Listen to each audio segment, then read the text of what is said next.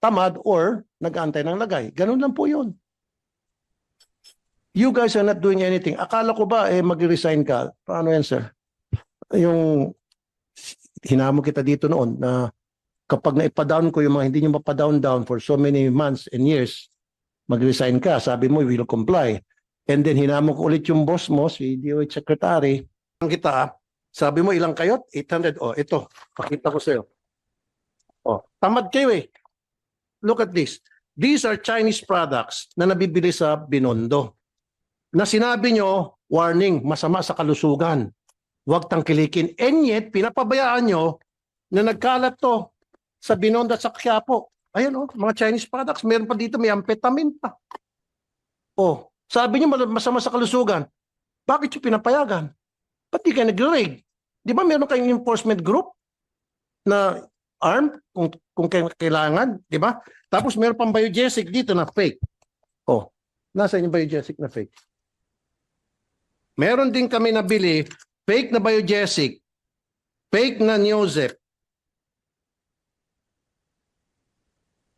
and fake na Decolgen. Ayan.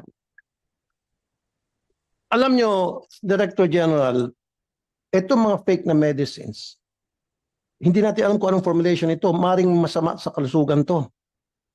Kung hindi man siguro effective, okay lang sana. Hindi tumatalab. Pero paano kung may side effect? Bakit hindi nyo po nahuhuli ito? Ba't kami? 800 ang tao nyo, kami ang tao ko, 2 lang ang tumutok dito, ang dami namin nagawa.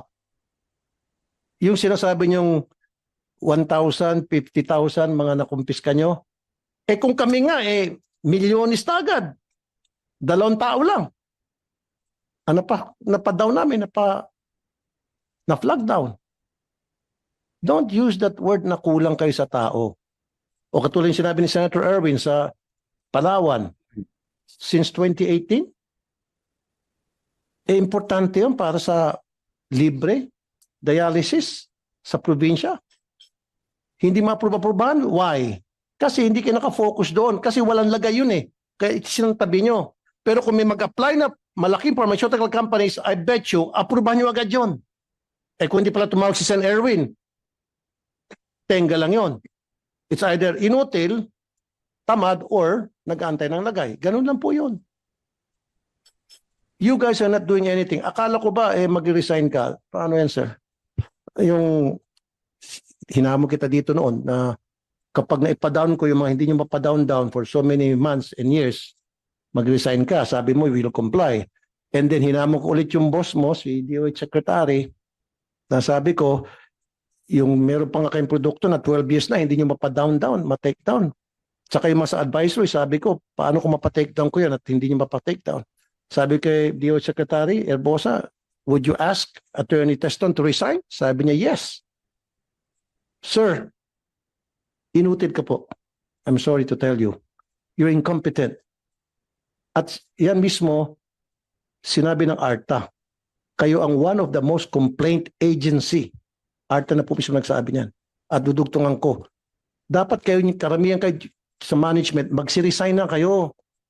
Inutil kayo eh. Wala kayong ginagawa kung hindi. Humintay lang siguro ng lagay mula sa mga malalaking pharmaceutical companies. Yung mga hindi naglalagay, sorry kayo, naglalagay, tuloy-tuloy lang, hindi gaya. Na, mabilis lang. Bakit nakalusot ito mga fake na mga Decolgen, fake na Neozep? Alam niyo po ito? Ang dami ito sa mga sari-sari store, nagkalat. Halos lahat ng sari-sari store pinupuntahan namin. So kawawa pala itong mga pobre kasi yung mga iba, Madam Chair, hindi naman sila pupunta sa mga Mercury. Kung ano yung pinakamalapit, tindahan, sari-sari store, bili sila dyan. Tapos mas mura. Oh, yung pala fake. Oh, hindi pa delikado ito. Tapos meron pa yung injection na supposed to be para sa diabetes, Ozempic. And then, ginagamit ngayon para pampapayat. Pero dapat yan with prescription kasi injection yun, Madam Chair. At binibenta sa Shopee. Hindi nyo po nahuli yun. Binibenta sa Lazada. Marami pong mga produkto na they're not supposed to be in the market. Kayo na po mismo nagsabi. and yet pinapayagan nyo. O meron ko isang sample. Ito naman, on the other hand, ito po isang kilalang produkto. In fact, umiinom ako nito eh. Sa US, no problem. Kalat to, approved to. Pero sa atin, hindi approved. Kasi hindi registered daw. Now, ang tanong, is it because hindi ni-register ng supplier dito? O nag-aantay sila na i-register para may lagay? Diretsong salita. Huwag tayo magpaligoy-ligoy pa. Maraming mga produkto kami nabili na sinasabi nila, huwag tangkilikin kasi hindi naka-register, and yet sa ibang bansa, approved. Sa Amerika, approved. Pero dito, hindi. Huwag daw tangkilikin kasi hindi registered. Nag-aantay siguro ng lagay, Madam Chair. Alam nyo, Attorney Teston, ang dami nyo pong kapalpakan sa FDA. Matagal na po itong reklamo. Hindi lang, sa bagay, hindi lang po kayo. Remember, before you, nasibak. Bakit nasibak? Dahil nga, inutil din. The guy before you, I'm not gonna mention his name kasi wala naman na siya.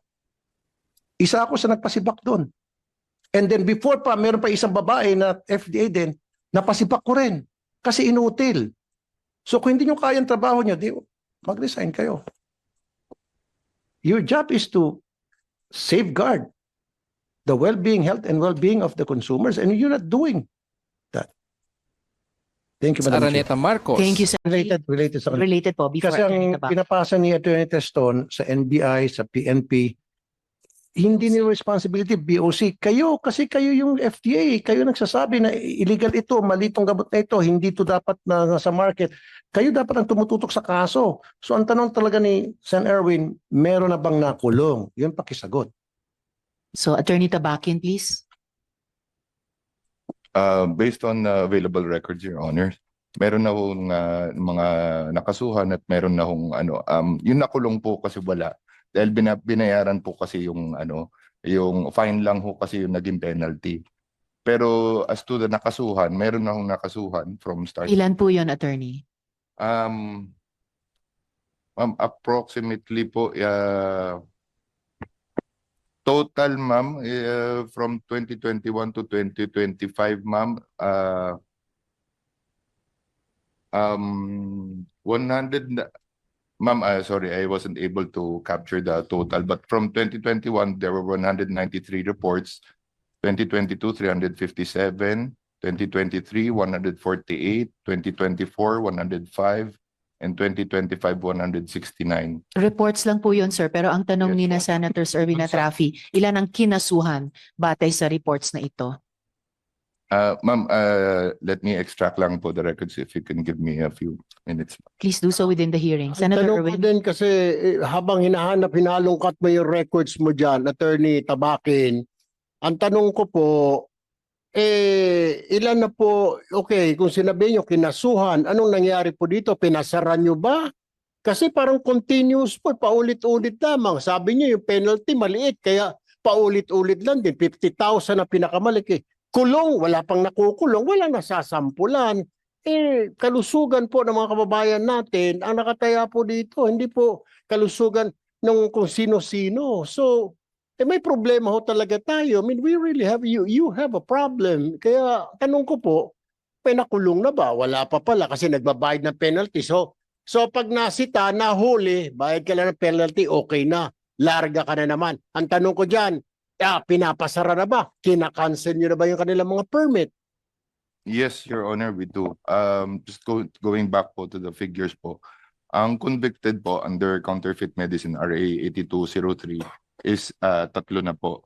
Tapos ang convicted under RA 9711, no, yun yung basehan ng kaso, 11 po.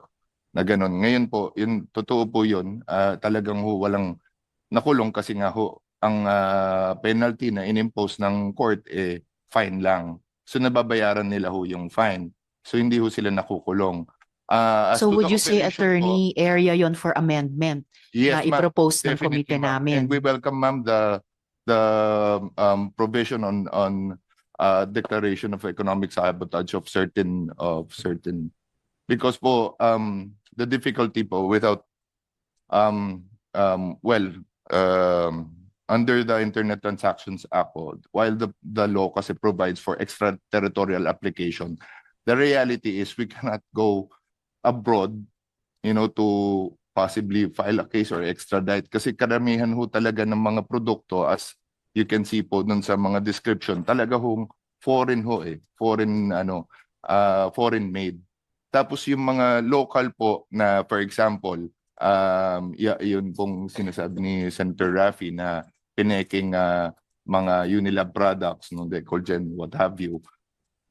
Based ho kasi dun sa mga intelligence ho namin na kukuha, ho kasi siya dinadaya yung mga packaging dito na gano'n. Maliliit lang ho yan. Actually meron ho kaming operation with NBI previously na unfortunately hindi nasunog kasi nakatunog yung may-ari kasi bahay lang. Paano sila nakatunog?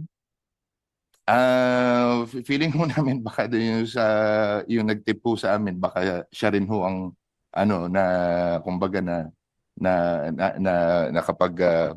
kumbaga nakaramdam yung nagpapatakbo. Kasi yung drum lang to, balde-balde lang. Yung mga vaccine ho kasi napakaliliit ho lang niya. Madam Chair, sorry Senator Raffy, with the quickly, indulgence of Senator. sabi niya kasi, Senator Arwen, sorry.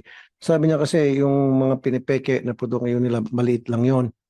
O nga, maliit lang kasi bumibili, maliliit na tao, kaya hindi yung pinapansin. Like Decolgen, Biogesic, and Neosep, maliliit na tao.